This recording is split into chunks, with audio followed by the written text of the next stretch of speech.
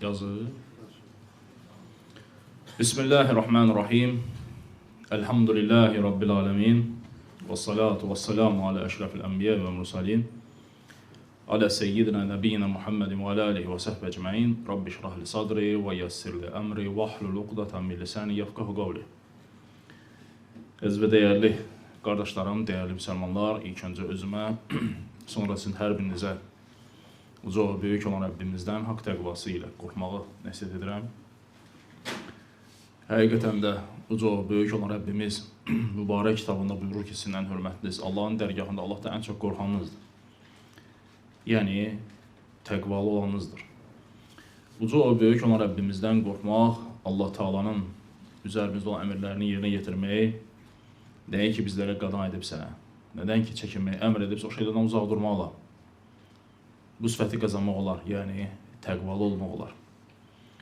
İlk öncə Rəbbimizə sonsuz sayda həmd sənalar olsun ki, Allah Subhanahu wa Taala bizə belə bir fürsəti verib, bu cürə toplanırıq, Allahı xatırlayırıq, onun Peyğəmbəri Muhammed sallallahu aleyhi ve selləmi zikr edirik. Böyük bir neymətdir, böyük bir xoşbəxtçilikdir. Çünki o yerdə ki Allah xatırlanırsa, o yerdə ki Peyğəmbəri xatırlanırsa, orada həmişə xeyir və bərəkət olar. Və görürsən, insanlar çox vaxtı xoşbəxtçilikdən danışırlar ki, xoşbəxtçilik nədədir? Xoşbəxtçilik Allaha itaat etməkdədir. Xoşbəxtçilik Allaha tabi olmaqdadır. Kimsə görürsən, xoşbəxtçiliyi maşında axtarır, deyir, ən bəhalı maşını alım, xoşbəxt olacaq. Amma alır üstündən bir ay keçir, deyir ki, adi bir şeydir. Və yaxud arzuladığı villa alır, görür elə həmin ki, bir aydan sonra yeni bir şeydir. Adiləşir o şeydir. Amma Allaha ibadət, Allaha sarılma, Allaha bağlanmaq, insanın qəlbinin Allaha sarılması o böyük xoşbəxtçilikdir insan üçün. İnsan görürsən ki, olanda da, görürsən ki, qəsrdə yaşayır, qəsrlərdə. Amma xoşbəxt deyil. Amma görürsən, insan kasıb, lakin Allaha ibadət edir. Kasıb bir daxmada yaşayır, lakin xoşbəxtdir. Ona görə də xoşbəxtçilik Allaha tabi olmalıdır, qardaşlar.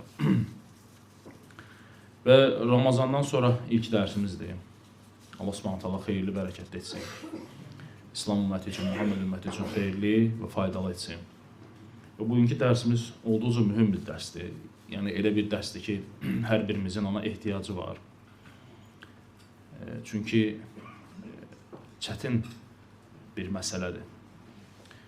Ələxüsus də bizim dövrdə, bizim vaxtda uşaq tərbiyəsi çox çətindir. Mövzumuz da uşaq tərbiyəsi barəsində olacaq. Çünki Allah və onun Peyğəmbəri Muhammed sallallahu aleyhi ve sellem bizlərə İslam dini ilə bağlı olan hər bir şeyi çatdırır. Və övladı necə tərbiyə etməyi də Allah Rasulü öyrədib. Çünki biz Quran-ı Kərimə baxdığımız zaman Peyğəmbərlərin qissələrini görəndə görürük ki, onlar öz övladlarına necə nəsiyyət edirdilər. Və nəsiyyət də, Peyğəmbərlərin nəsiyyəti də dünyavi şeylərə görə olmayıb ki, ey oğlum, bax işdə pul qazan, nə bilim, məktəbə getmək lazımdır, filan şey yox. Allahın haqqını vermək lazımdır. Allaha ibadət etmək lazımdır. Allaha heç bir şey şərik qoşmaq lazım deyil. Ona görə də insanın dünyası olsa, hər bir şey olsun dünyada onun. Lakin Allaha olmasa, o insan bədbəxt insandır. Lakin insanın Allaha olsun, yəni Allaha ibadət etsin. Dünyası olmasa da belə, o insan həm bu dünyada, həm də ahirətdə də xoşbəxt olacaq.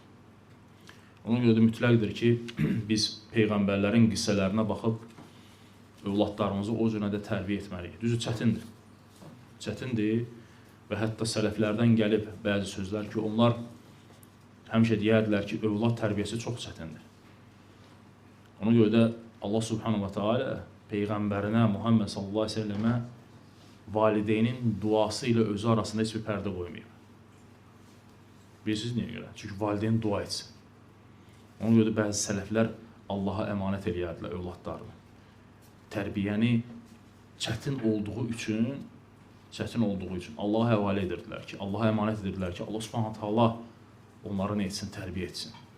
Ona görə də duaları nə etmək lazımdır övladın çox və inşallah indi danışacaq o şeylər hamısını. Və necə ki Allah Subhanahu wa Taala Təhrim surəsində buyurur ki, həqiqətən də Allah Taala buyurur ki, özünüzü və ailənizi cəhənnəm odundan qoruyun. Özünüzü və ailənizi cəhənnəmin odundan qoruyun ki, o od ki, nədir? İnsanı cəhənnəmə salan o atəşdən, cəhənnəm atəşindən qoruyun özünüzü və ailənizi. İbrahim əleyhissalam Allaha dua edirdi ki, ya Rəbbi, məni və ailəmi bütlərə tapınmaqdan qoruyun. Məni və ailəmi bütlərə tapınmaqdan qoruyun. Vallahi ki, insan Allaha ibadət etsin, heç bir şey olmasın. Lakin bütün dünyası olsun, hər bir şey olsun, ən bahalı evdə, ən bahalı minikdə gəlsin. Lakin Allahdan qeyrisinə ibadət etsin, Allahdan qeyrisinə səcdə etsin. O insan bədbəxt insandır. O insan bədbəxt insandır. Ona görə də İbrahim əleyhissalama baxın, ya Rabbi, məni və ailəmi bütlərə tapınmaqdan qoru. Peyğəmbər sallallahu aleyhi ve sellem buyurub ki, qiyamətə yaxın mənim ümmətim şirkə qayıdacaq. Şirkə qayıdacaq nə deməkdir? Yəni Allah Rasulü izah edir ki, Lat, Uzza var idi. Onlar yenidən çıxarılacaq qumun altından. Torpağın altından çıxarılacaq və insanlar yenidən başlayacaq onlara nə etməyə? İbadət etmədikcə Allah Rasulü buyurur ki, qiyamət qopmaz. Və başqa hədislər də var ki, Peyğəmbər sallallahu aleyhi ve sellem buyurur ki, qayıdacaq ümmət. İnsanlar qayıdacaqlar. Ona görə də Peyğəmbərlərin qissələrinə, həyatlarına baxırıq ki, onlar qorxurdular öz övladları üçün, özləri üçün, ailələri üçün bütlərə, daşlara, ağaclara ibadət etməkdən. Ona görə dua edirlər ki, ya Rəbbi, övladlarımız yalnız sənə ibadət etsinlər. Və həmçinin də Loğman əleyhissalam, Quran-ı Kərimə baxaraq ki, Loğman əleyhissalam oğluna o qədər nəsihət edir və deyir ki, ey oğlum, Allaha şərik qoşma. Çünki şirk ən böyük zülümdür. Bax, bu Peyğəmbərlərin qissələri bizlərə öyrədir ki, biz də öz övladlarımızı bu cür nə etməliyik, tərbiyə etməliyik. Allah Rasulü İbn Abbas radiyallahu anh'ın miniyinə mindirir və deyir, ey oğlum, sənə bir neçə kəlmə öyrədəcəm, yadında saxla onları. Və Peyğəmbər sallallahu aleyhi ve sellem öyrədir ona İbn Abbası, kiçik İbn Abbası. Vallahi ki, qardaşlarım, yəni içi mən qarşı olmağına, biz tərbiyə eləməsək, o telefon tərbiyə eləyəcək onları. İnternet var, o tərbiyə eləyəcək onları. O internet istədiyi şəkildə onları nə edəcək? Tərbiyələndirəcək. Ona görə də övladlarınızla, əgər oğlan övladı varsa kimdəsə, yəni otur, o ilə söhbət elə. Onu başa sal, ona izah et ki, ey oğlum, namaz qılmaq lazımdır, ibadət etmək lazımdır Allaha. Əgər sənin ibadətin olmasa, nə atan, nə anan heç bir sənə kömək eləməyəcək. Allah Rasulü sallallahu aleyhi ve sellem Fatiməyə dedi ki, ey qızım Fatimə, əmərin olmasa, mən sənə kömək eləməyəcəm qiyamət günü. Səni qurtara bilməyəcəm. Kim? Allahın Rasulü kimə? Fatiməyə. Cənnətdə qadınların seyyidəsinə. Dedi, əmərin olmasa sənə heç bir şey eləməyəcəm. Nə olsun ki, sənin atana? Ona görə də önəmlidir ki, valideyn özü evdə nə etsin, övladlarını tərbiyələndirsin, onları başa salsın. Vallahi ki, İçi mən qarşı, özüm qarşı olmana səhər tezdən məktəbə getmək üçün təpikliyə durğuzuruq uşağı. Ağlı istəmirəmdir, yox, dur. Namazı durğuzuruq elə, yox. Namazı elə durğuzmuruq, qardaş. Qoy yatıb, yox, incitməyib. Məktəbə döyürsən onu, şilləliysən ki, dur, çıx get məktəbə. Uşaq yazı ağlı istəmir getməyə. Bunlar hamısı elə belə deyil, bunlar hamısı qiyamət günü soruşulacaq səndən. Halbuki o namaz, o məktəbindən də hər bir şeyindən üstündür. O məktəbi olmasa da belə, namazı olsa Allah subhanahu ta'ala onu ucaldacaq hər yerdə. İmam Məlik rahiməhullah deyir ki, rəvayət danışır, deyir ki, biz sələflər danışardılar ki, insanlar gördük ki, bazarlarda hər bir şeyləri var idi. Ataları, övladları üçün hər şey eləmişlər, dünyalıq tərəfdən hər bir şeylərini təmin etmişlər. Deyir, onların ibadətləri yox idi. Amma deyir, mən ataları gördüm ki, valideynlər gördüm, övladları üçün dünyəvi heç nələri yox, lakin onları namaza, Qurana, hər bir şey öyrədirdilər. Vaxt gəldi, dünyaları təmin olunanlar ən aşağı insanlar oldu. Amma kim ki Allaha, kimə ki Quran, din öyrədildisə, onlar ən hörmətli insanlar ididir. Ən hörmətli insanlar ididir. Subhanallah. Vallahi ki, bu belədir. Dinin olacaqsa Allah Taala səni ucaldacaq. Namazın olacaqsa Allah səni ucaldacaq. Necə ki, çalışırsan onu övladığı dünyavi hər bir şeylə təmin edəsən, ən yaxşı idman müəllimi axtarırsan, hər idman müəllimini bəyənmirik. Yox, kimdir, hansıdır, harda məşq edir, nə rezultatları var. Aparım onun yanına qoyum. Hansı həkimdir və yaxud da hansı maşındır. Hər bir şey maraqlanırıq, amma dinə gələndə heç maraqlanmır ki, Quran müəllimi harda var, gedim bir qoyum uşağımı, qoy oxusun, qoy Quranı öyrənsin. Gedirəm meçidə, özümlə götürüm, aparım onu meçidə. Niyə aparmıram ki? Ona görə də eləmək lazımdır, qardaşlarım. Hamımıza aiddir. Və Allah Rasulü İbn Abbas'a deyir ki, oğlum, Allahı qoru. Allahı qoru ki, Allah da səni qorusun. İstədikdə Allahdan istə. Kömək istədikdə Allahdan istə. Sığınlıqda Allaha sığın. Bilginlə ki, ey oğlum, bütün insanlar bir yerə toplaşsalar ki, sənə xeyir versin, Allahın yazdığını artıq sənə xeyir verənməzdir. Bütün insanlar bir yerə toplaşsalar ki, sənə zərər versinlər, Allahın yazdığını artıq sənə zərər verə bilməzdir. Qələmlər qaldırılmış, səhifələr isə qurumuşdur, Allah Rasulü buyurur İbn Abbas'a. Yəni, örgədir onu, tövhidi örgədir onu. Tövhidi örgədir onu. Ona görə də hər birimiz, yəni Allah Rasulü sallallahu aleyhi ve sellemin buyurduğu kimi, sizlərin hər biriniz çobansınız. Hədisdə belə də keçir, çoban. Və əliniz altında olanlardan məsulsunuz, cavabdehsiniz. Valideyn cavabdehdir ailəsindən, yoldaşından, övladlarından. Dövlət başçısı məsuldur bütün dövlətindən, insanlarından. Fabrik, zavod müdürü, böyüyü məsuldur orada işləyənlərdən. Hər bir kəs bir-birindən nədir cavabdır və Allah Taala da birini o birisi ilə imtihan edir. Allah Taala birini o birisi ilə imtihan edir. Elə belə deyil. Heç bir şey elə belə deyil. Ona görə sələflər deyirlər ki, qiyamət günü. Övlad və valideyn haqları var da. Valideynin övladı üzərində haqqı var, övladın da valideyn üzərində haqqı. Birinci kimi soruşulacaq? Birinci soruşulacaq valideynin. Övladını necə baxıb, necə tərbiyə edir. Birinci o soruşulacaq. Övladdan soruşulmayacaq valideyn haqqı. Birinci soruşulacaq valideyndən ki, övladını necə tərbiyə edib, necə ona baxıb. Ona görə də bəzi sələflər, deməli qardaşlarım, 6 burada əsas gətirir. Əsaslar çoxdur. Lakin 6 dənəsini qeyd etmişik burada. Hansı ki, tərbiyədə onlar bu şeyləri önəm verərdilər, istifadə edərdilər. Birinci deyir ki, dua etməkdir. Bu ən birincidir, qardaşlar. Bayaq qeyd etdiyim kimi, salih övlad olması üçün Allaha dua etmək. Ona görə sələflər deyirdilər ki, çətindir övlad tərbiyəsi. Çətin olduğu üçün də onlar Allah Subhanahu taalaya nə edərdilər? Əmanət edərdilər. O övladlarının tərbiyəsini Allahın öhdəliyinə buraxardılar. Allaha dua edərdilər onlar üçün. Necə ki, gəlib Quran-ı Kərimdə də ayətlərdir. Rabbi həbli minəs salihin. İbrahim əleyhissalam dua edir.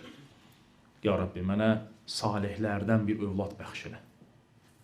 Salihlərdən övlad bəxş elə. Və yaxud da mənim övladımı salihlərdən et. Əməli salihlərdən et. Bu önəmlidir, qardaşlar. Ona görə də dua müminin silahı olduğu üçün, Allah Subhanahu taala da valideynlə Allah arasında, duası arasında heç bir pərdə qoymayıb. Pərdə qoymayıb ki, valideyn öz övladının üçün dua etsin, Allah Subhanahu taala da qəbul etsin onu. Onu da eləmirik. Qardaş.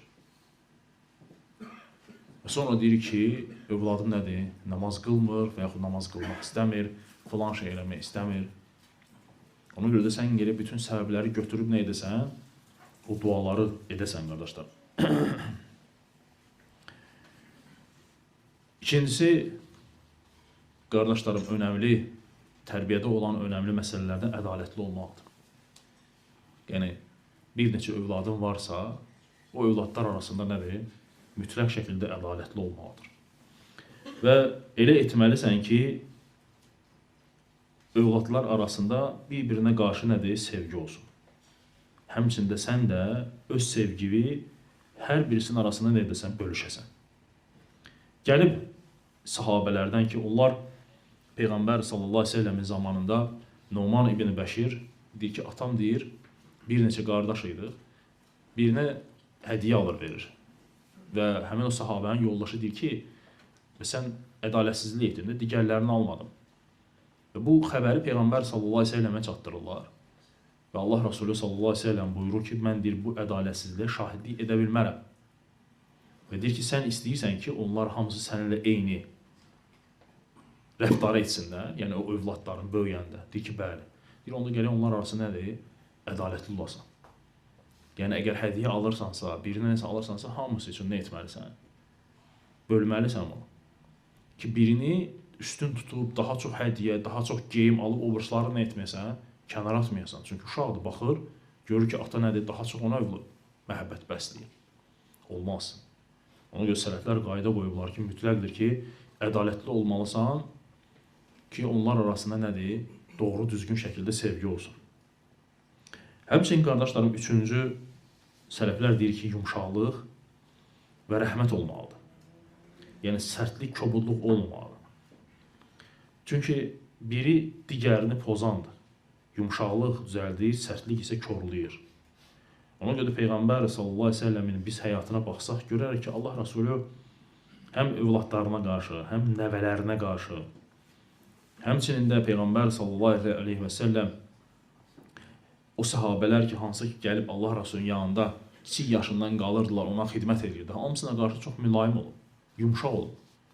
Ənəs ibn Məlik deyir ki, mən anam gətirdi, kiçik yaşım var idi. Qoydu Peyğəmbər sallallahu əleyhi və səlləmin yanına ki, xidmət elə ona. Və deyir ki, Allah Rəsulü mənə bir işə tapşırırdı, çıxırdım çölə, gördüm uşaqlar oynayıb, başladım uşaqlarla oynamağa. Allah Rəsulü gəlirdi, gördü ki, mən hələ oradayam, uşaqlarla oynayırdım. Və mənə deyirdi, güldən artıq söz demirdi.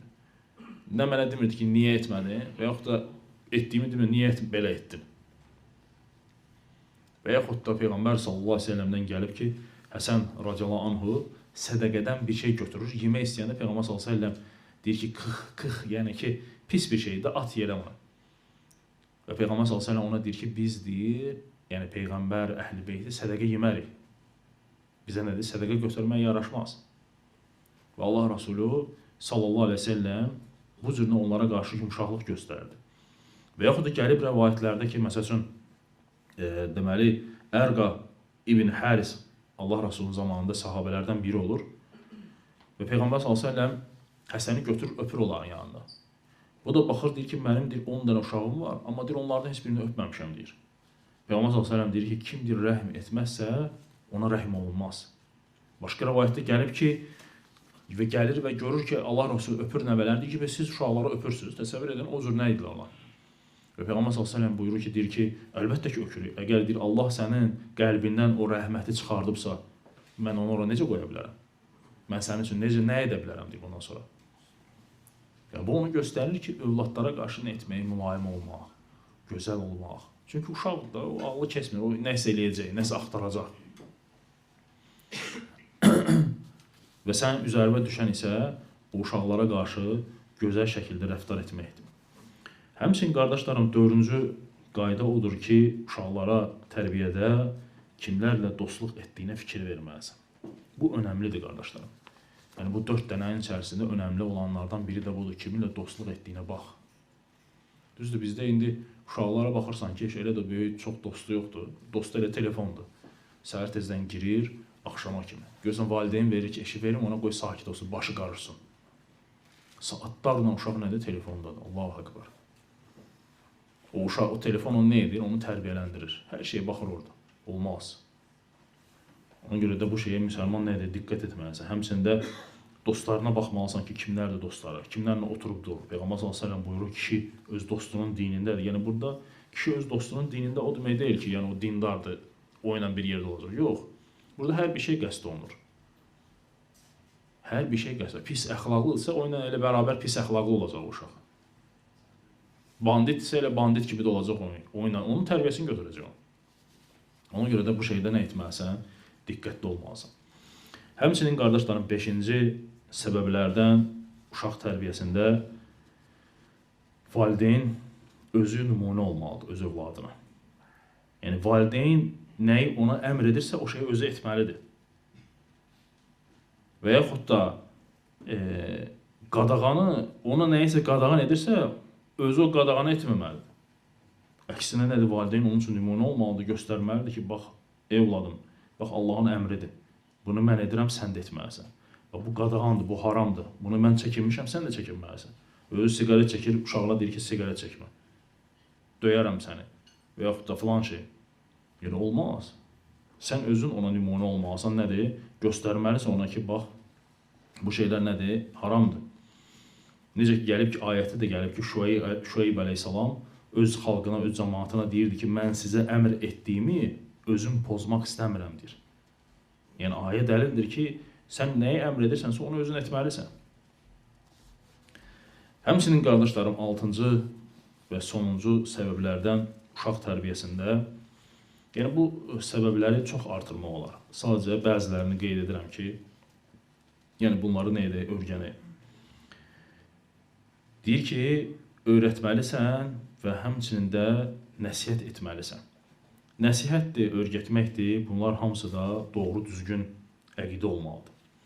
Doğru düzgün əqidəni başa salmalısan, tövhidi ona anlatmalısan, Allahdan qeyrisinə ibadət etməyi, qadağan olunduğunu və Allah Taala'nın zülm edildiyini, yəni şirk qoşmağın Allaha zülm olduğunu, ən böyük zülm olduğunu başa salmalısan, peyğəmbərlərin nə üçün göndərildiyini, peyğəmbərlərin öz qövmləri ilə niyə görə mübarizə apardığını, bunları hamısını uşağa nə etməlisən, izah etməlisən, öyrətməlisən, qardaşlar, başa salmalısan ki, onlar nə etsinlər, o tövhidi bilsinlər, tövhidlə böyüsünlər. Necə ki, gəlib ki, çünki deyir, tövhidsiz əməllər deyir, puşdur. Dünya və ahirətdə bütün xoşbəxtçilik ancaq və ancaq Allah Subhanahu Taala'nın tövhidinə, yəni la ilahe illallah kəlməsinə tabi olmaqdadır. Ona görə də Peyğəmbər sallallahu əleyhi və səlləm Qüds hədisdə Musa əleyhissalam deyəndə ki, ya Rəbb, mənə elə bir şey öyrət ki, hansı ki, sənin qullarından heç biri bunu etməsin. Yəni bunu mən edim. Allah Taala deyir ki, dinən la ilahe illallah. O da deyir ki, ya Rəbb, baxın, bütün qullarım bu kəlməni söyləyir. Deyir ki, la ilahe illallah elə bir kəlmədir ki, onu tərəzin bir gözünə qoysan və bütün 7 qat göy, 7 qat yeri tərəzin digər gözünə qoysan, la ilahe illallah ağır gələcək. Yəni bu kəlmənin nə qədər dəyərli olduğunu o uşaqlara izah etmək lazımdır, başa salmaq lazımdır.